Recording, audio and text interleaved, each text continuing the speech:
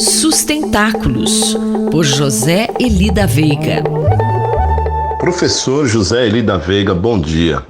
Depois da vitória de Biden, já temos notícias positivas em relação à descarbonização das superpotências? Bom dia, Quinto, bom dia a todos. Olha, uma das mais importantes notícias dessa semana dá conta de que a União Europeia está sendo rapidíssima em propor ao governo Biden algum tipo de aliança mais costurada entre os dois blocos para fazer frente, vamos dizer, aos desafios que coloca a ascensão da China, né? Era de se supor que isso acontecesse, mas foi incrível saber que já existe um plano preliminar e que foi obtida, a minuta desse plano foi obtida por 3 jornalistas do Financial Times, que relatam, vamos dizer, uma agenda, na verdade. Eu acho que o próprio título do documento é uma agenda para o desafio estratégico que representa a China.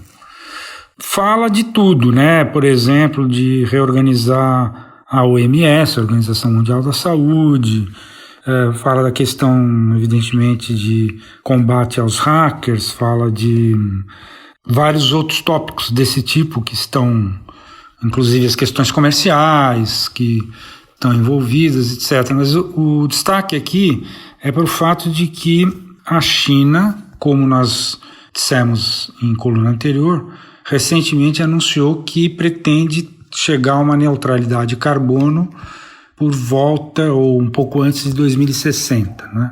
Bem, professor, podemos então considerar que houve avanços. Então, o quadro era esse. No período Trump, isso tinha, na verdade, pouca importância, ou uma importância de certa forma duvidosa, porque não se via, se os Estados Unidos não tinha como, os Estados Unidos, se ele próprio era contra o Acordo de Paris, etc., ele não tinha como se juntar a nenhum outro aliado, como por exemplo está propondo a União Europeia, para pressionar a China para de fato levar adiante essa meta de 2060. Mas por que pressão, levar adiante, etc.? Porque é o seguinte, é bem provável que a China consiga fazer isso no território chinês. A grande dúvida é se ela vai ter uma extensão desse plano estratégico para os países que estão na nova rota da seda. Nós tratamos disso numa coluna anterior, né?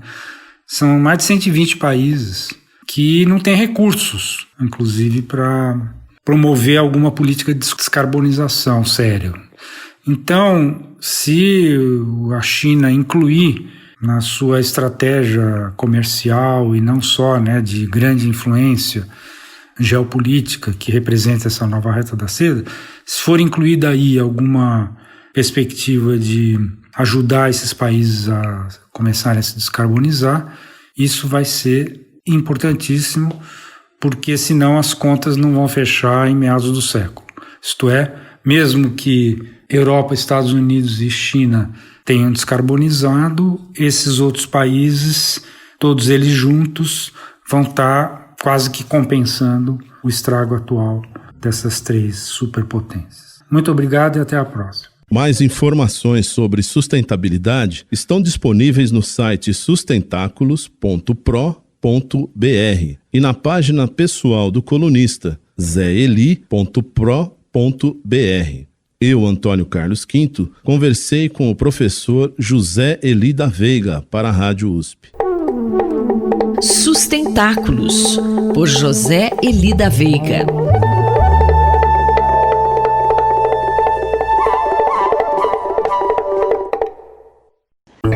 Cidade para Todos, por Raquel Ronick. Professora Raquel Ronick, esta semana o Conselho de Defesa do Patrimônio Histórico do Estado de São Paulo, CONDEFAT, rejeitou o pedido de tombamento do ginásio do Ibirapuera. Houve muita reclamação, protesto. O que está acontecendo com o ginásio do Ibirapuera, professor? Explica essa questão. Bom dia. Bom dia, Sandra. Bom dia, ouvintes da Rádio USP.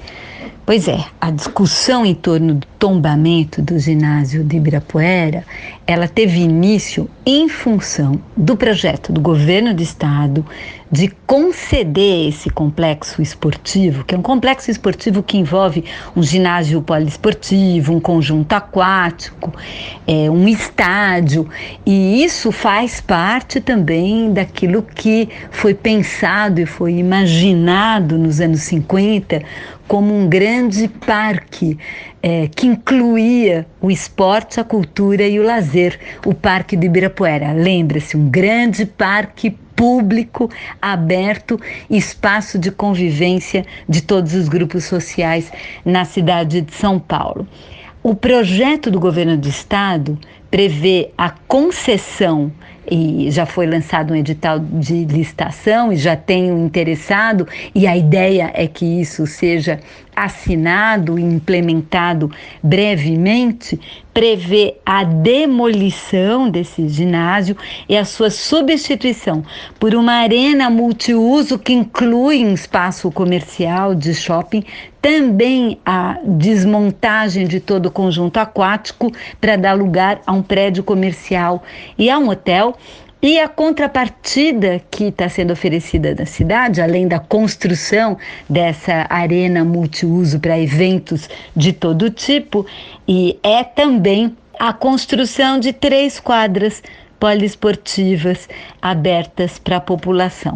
Bom, acho que em primeiro lugar há que discutir muito a natureza, custo-benefício entre o investidor privado e a dimensão pública, o que ganha o público e o que ganha o privado nessa relação. Mas, para além disso, a polêmica nesse momento envolve mais diretamente a demolição de um ginásio que, para o campo que pensa, discute a questão do patrimônio histórico e arquitetônico na cidade, representado inclusive por muitos colegas da Faculdade de Arquitetura e Urbanismo da USP e também de várias outras escolas do país, e, em geral, os técnicos também da área de preservação, nós estamos falando da destruição de um ícone da memória da cidade. Um projeto que é um projeto modernista, do modernismo paulista, de autoria de Ícaro Castro Melo, que, além de um arquiteto importante, era também um atleta e fez várias obras de arquitetura esportiva pelo país, e que ia ser inteiramente demolido, a não ser por uma iniciativa de tombá-lo pelo próprio Condefat. Iniciativa essa que foi rejeitada. E, professora, como que aconteceu essa rejeição? Como que ela foi derrotada pelo Conselho? Aí a gente começa a falar de uma história ainda muito mais complexa, que é o caminho, o destino que foram sendo levados os conselhos, que incluem governo e sociedade civil na definição de alguns destinos da cidade. Esse é o caso dos conselhos de patrimônio, que normalmente contém representantes de governo, mas também representantes da sociedade civil. No caso específico do Condefat, governo do estado de São Paulo, para evitar que fosse derrotado em suas definições, simplesmente mudou a composição do conselho, diminuiu enormemente a participação da sociedade civil e particularmente a participação das universidades, inclusive da USP, coisa que eu já comentei aqui nessa coluna. E graças a isso, dentro do conselho, foi derrotado um parecer que foi feito por um dos conselheiros, o representante do IAB,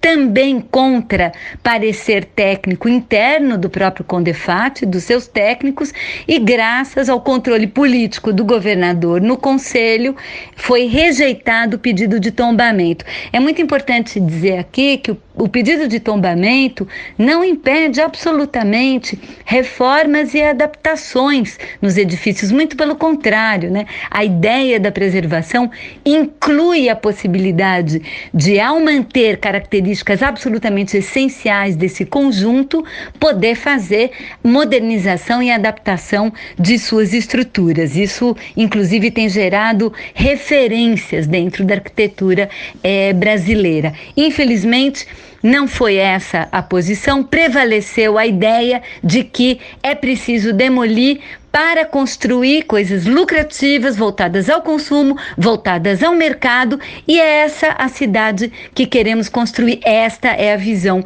que o governo do estado tem da nossa cidade. Eu sou Sandra Capomatto, você ouviu a professora Raquel Ronick, da Faculdade de Arquitetura e Urbanismo da Universidade de São Paulo. Cidade para Todos, por Raquel Ronick.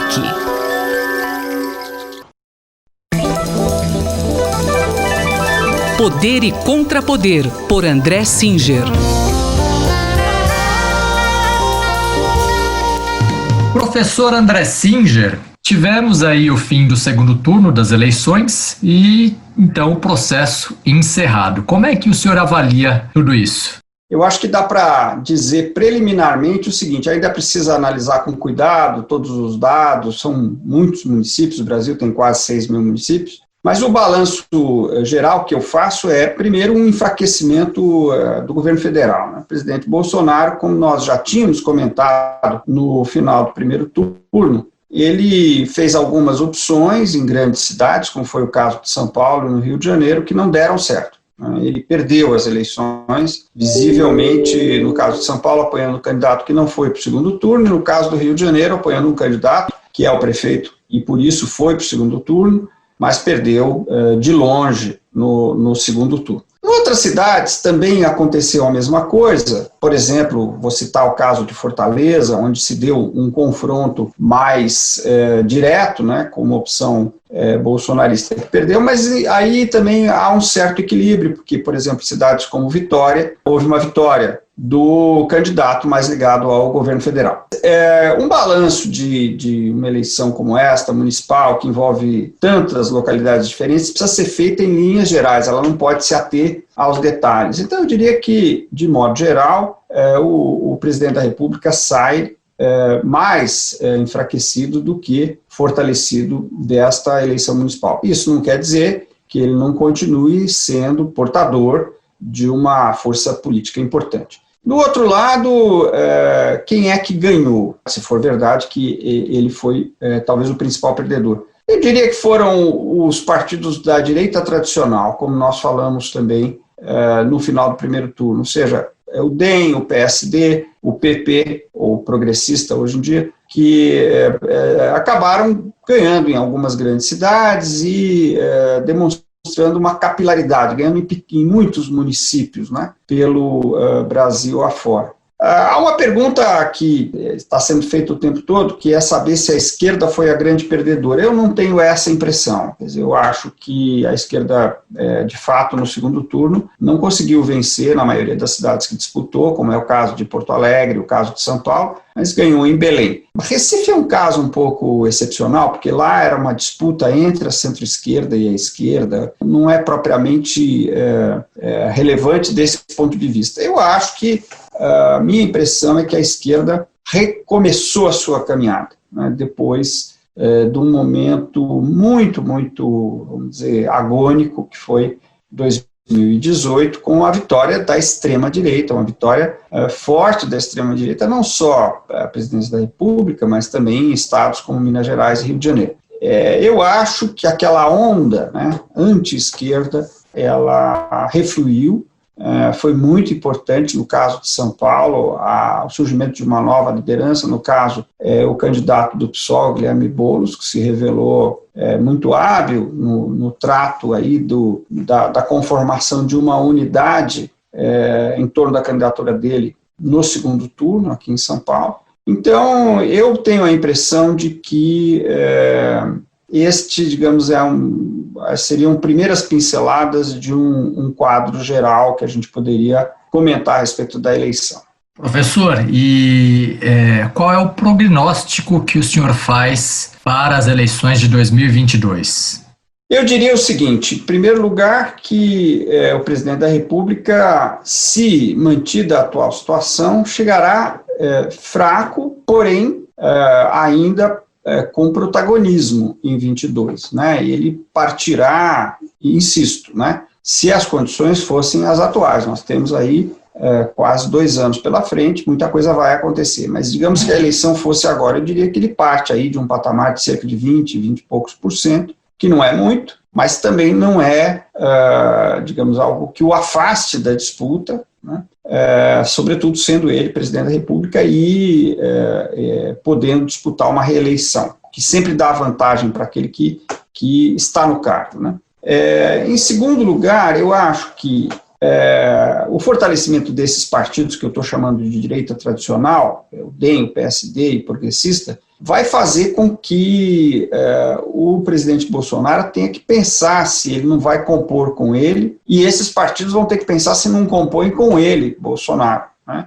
Essa é uma questão que vai estar colocada, eu diria, no próximo período. Ao mesmo tempo que, já até mesmo antes da eleição, começou a haver diálogo entre estas forças da direita tradicional e uma terceira força que eu não mencionei aqui, que é o centro, né? De certa forma, o PSDB, nesta eleição, recuperou um pouco do caráter centrista que é da sua natureza, né? Se afastando, ou tentando se afastar de uma opção mais à direita que ele acabou encarnando em 2018 com a candidatura Dória, que se aproximou muito do bolsonarismo, né? E, por fim, fica a questão da chamada unidade da esquerda, que eu tenho a impressão de que, apesar das aparências, não avançou muito e vai continuar relativamente fragmentada em direção a 2022, como mostraram algumas declarações do ex-ministro Ciro Gomes, que se fortaleceu relativamente, porque ganhou algumas capitais do Nordeste, tal, o PDT, né? Eu tenho a impressão de que esse problema da unidade da esquerda continuará colocado para 2022. Esse foi o cientista político André Singer, que conversou comigo, Gustavo Xavier. Poder e Contrapoder, por André Singer.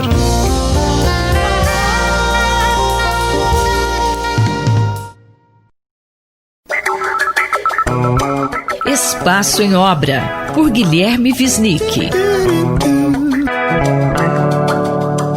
Olá, professor Guilherme Wisnik. Qual vai ser o tema da sua coluna de hoje?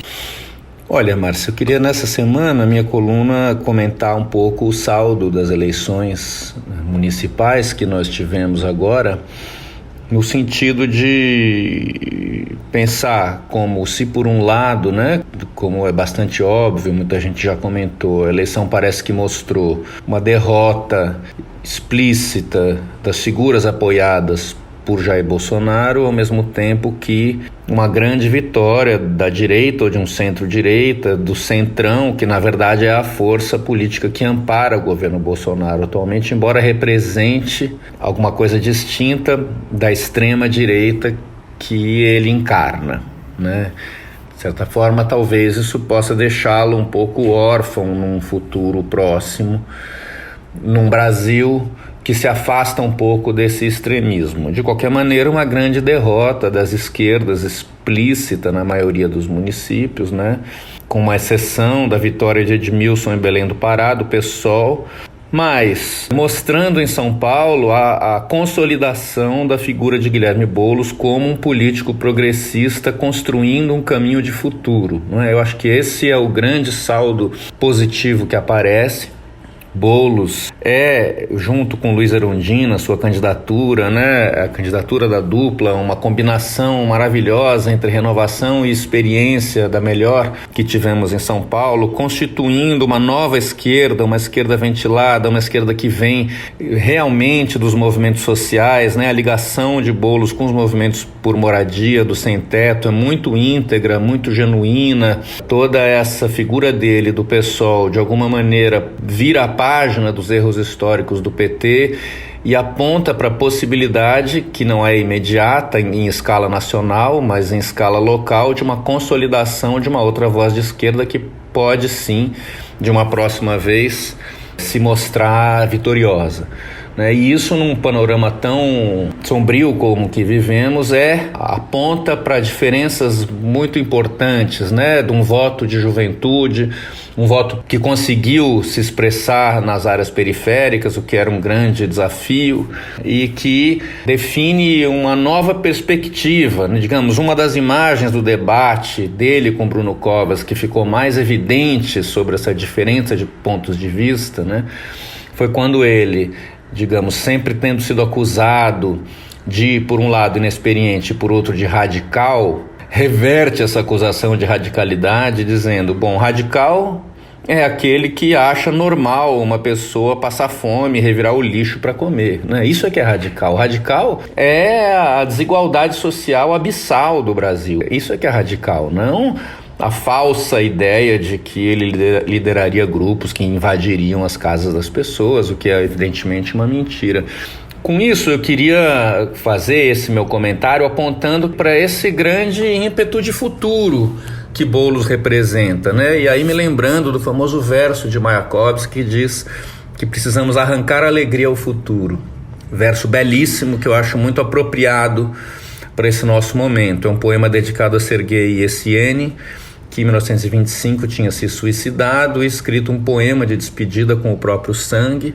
Em resposta indignada a esse suicídio, Mayakovsky escreve um poema de homenagem ao seu amigo, um poema visionário, duro e ao mesmo tempo libertador, em que ele diz, eu vou ler o trecho final do poema, que é um pouco longo, mas ele termina assim: por enquanto há escória de sobra, o tempo é escasso, mãos à obra. Primeiro é preciso transformar a vida para cantá-la em seguida. Os tempos estão duros para o artista. Mas dizei-me, anêmicos e anões, os grandes, onde, em que ocasião escolheram uma estrada batida? General da força humana, verbo, marche, que o tempo cuspa balas para trás, e o vento no passado só desfaça um maço de cabelos. Para o júbilo, o planeta está imaturo. É preciso arrancar alegria ao futuro. Nesta vida, morrer não é difícil. O difícil é a vida e seu ofício. Este foi o professor Guilherme Wisnik que conversou comigo, Márcia Vanza. Espaço em Obra, por Guilherme Wisnik.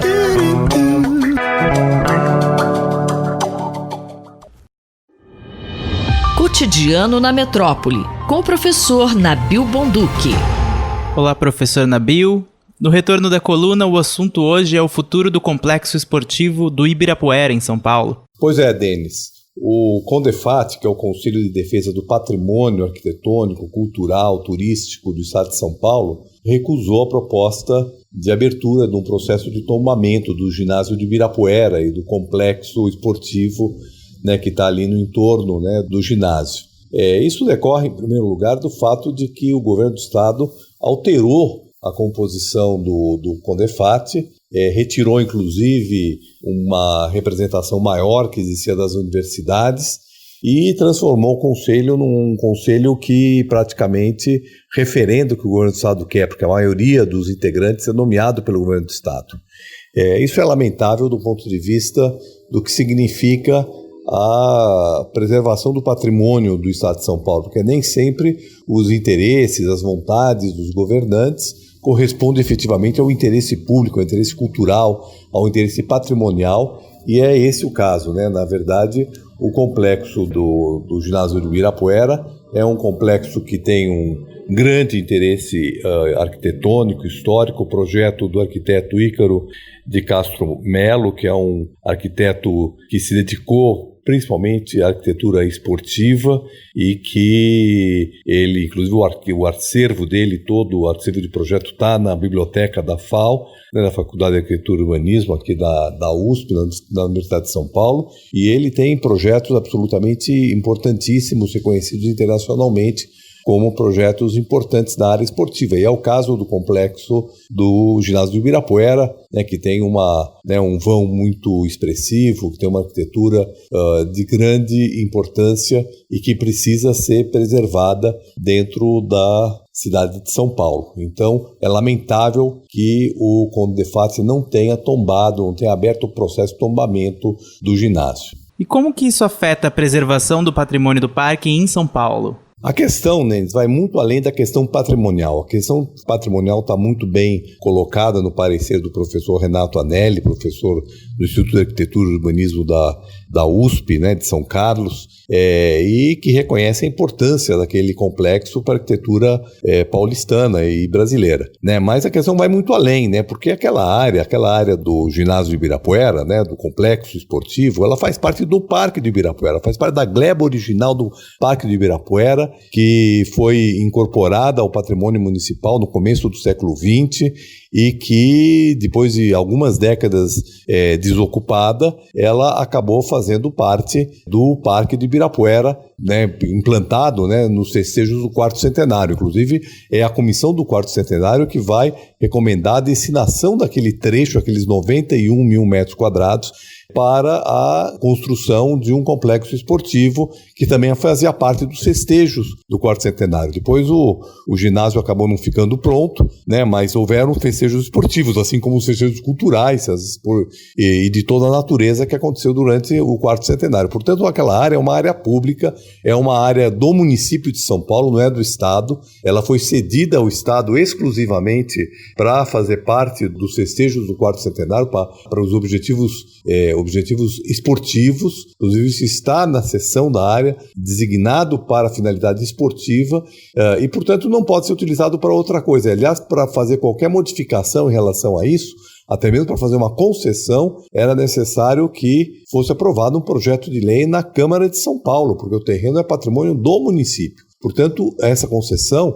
que é totalmente, no meu ponto de vista, descabida, porque cedeu o terreno ali no Ibirapuera para fazer um shopping center, fazer hotéis, quando nós temos ali, muito próximo na Avenida Paulista, vários shopping centers, vários hotéis, não tem cabimento, né, do ponto de vista urbanístico, destinar uma área livre, uma área de esporte, uma área pública para o setor privado explorá-la. Se for assim, nós vamos começar a entregar para o setor privado todas as áreas municipais, estaduais, e vamos acabar com as áreas livres, as áreas de esporte da cidade de São Paulo. É inadmissível que isso tenha continuidade, precisamos barrar esse processo. Eu, Denis Pacheco, conversei com o professor Nabil Bonduki para a Rádio USP. Cotidiano na Metrópole, com o professor Nabil Bonduki.